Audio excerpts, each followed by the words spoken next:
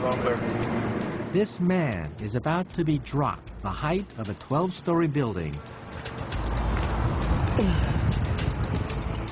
all to explore our experience of time.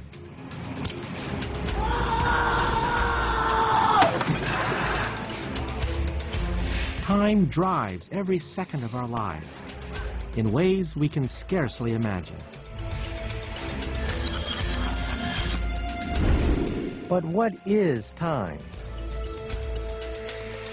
This is the quest to understand time and our place within it. It's a journey that starts with cutting-edge discoveries into what makes us tick, and ends with the mind-boggling implications of cosmological time.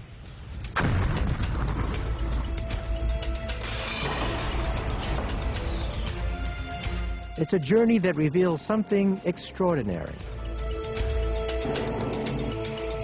The more we understand time, the more we find that it is time that makes us uniquely human.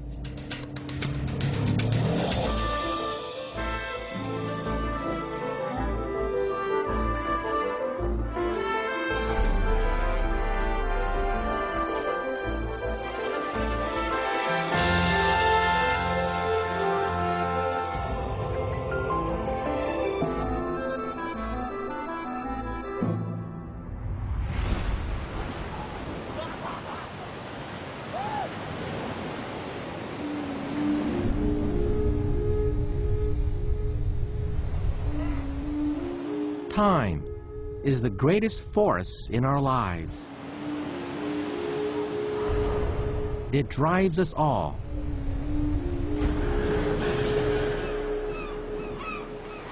We are all obsessed by time. We never can seem to get enough of it. Time is invisible. Time is untouchable. And yet time rules our lives. As a physicist, I've spent most of my life studying time, and I know it's one of the greatest mysteries in all of nature. We all know that time is out there, but we can't see it, feel it, taste it, touch it, or smell it. So how does it exert such power over our lives? In this program, I'm going to find out. This is the story of personal time, the everyday time that shapes us as people.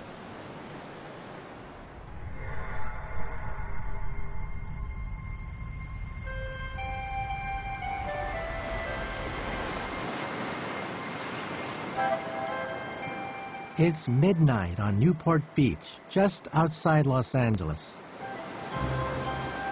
I've come here to experience a remarkable feat of timing.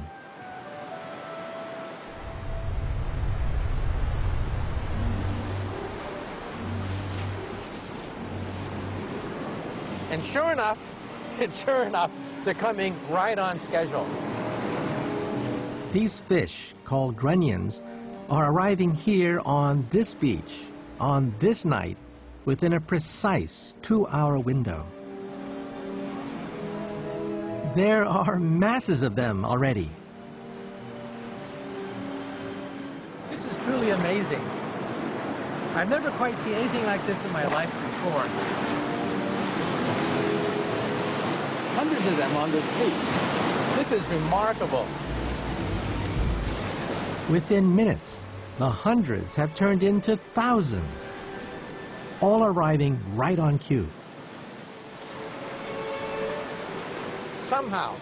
Somehow, without a compass, without a GPS system, without a wristwatch, without a calculator, they're able to navigate the Pacific Ocean. They know to come right here to Newport Beach, right on time, and it's almost like clockwork. And the reason they've come here is to mate. They have just 2 hours to carry on the species. This is really an exquisite sense of timing that they have. And they get it right every single time. Time is a force of nature. that these creatures have to obey. And if they don't obey, then they simply don't reproduce at all. So time is more than simply an abstract concept. To them, time is life and death. If they get their timing wrong, then they simply vanish as a species. The grunions achieved their remarkable timing by following cues from the moon and the tides. But it's not something they think about. Their timing, however precise, is purely an instinct.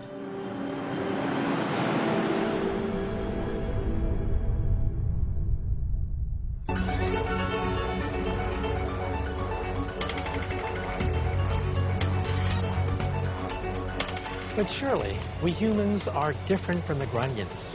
We do what we want, when we want. We are separate from the animals. We think about time. We know about time. Our timing, surely, is driven by choice, not instinct. But is it possible? Is it possible that we might be hardwired and not even know it?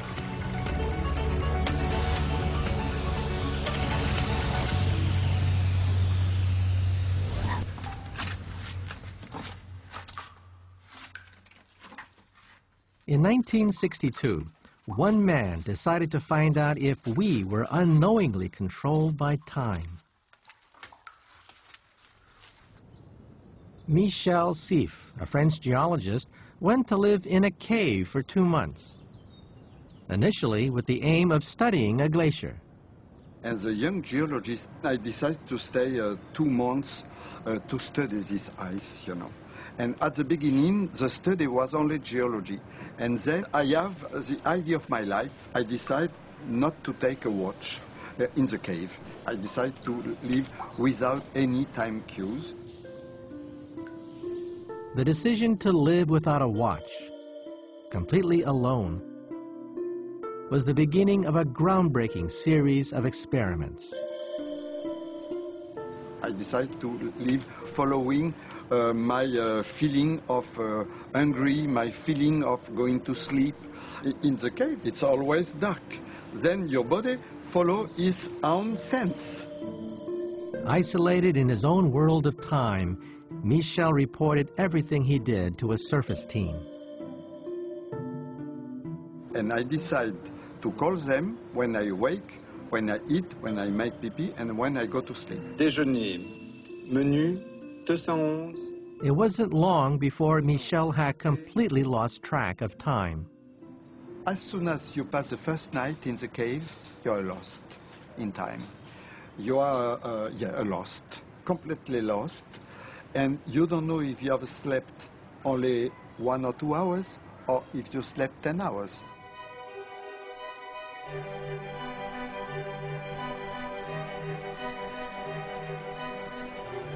Despite the fact that Michel had lost track of time in his mind, the data on the surface began to reveal a pattern.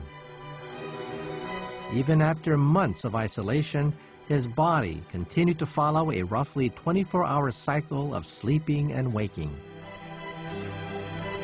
Astonishingly, something was controlling his timing from within. The main result of the experiment was that human has a body clock, independently, completely independent from the Earth's cycle. Michel Siff's experiment had proven for the first time that it isn't only animals who are slaves to their body clock.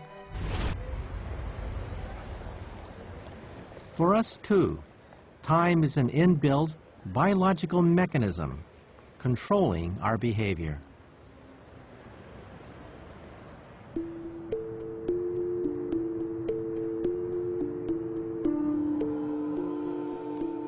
It makes sense to me that our sleeping and waking would be controlled by the body clock. But since Siff's